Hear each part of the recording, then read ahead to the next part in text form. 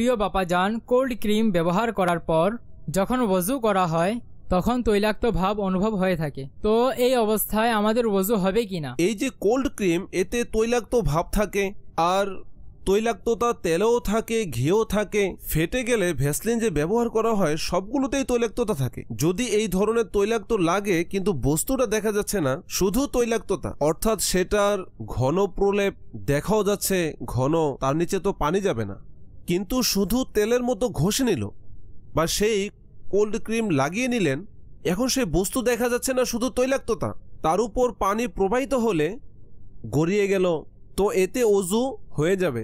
আর নিয়াত সকল কাজে থাকা উচিত। কোল্ড ক্রিম ব্যবহারও নিয়াত থাকা চাই, সওয়াব পাবেন। এর মধ্যে যেমন চিকিৎসা করা, ওযুর অঙ্গ ফেটে গেলে অনেক সময় জ্বালাপোড়া করে, ওযু ইবাদত এতে কষ্ট হয়ে থাকে ফাটা জায়গায়, তো এভাবে ঠিক হয়ে গেলে ওযু করতেও সুবিধা হবে। কাজেই ইবাদতের শক্তি অর্জনের জন্য কোল্ড ক্রিম লাগাবো। যদি অসুস্থতা থাকে আর সেখানে লাগায়, চিকিৎসা এর সুন্নত আদায় করার জন্য কোল্ড ক্রিম লাগাবো।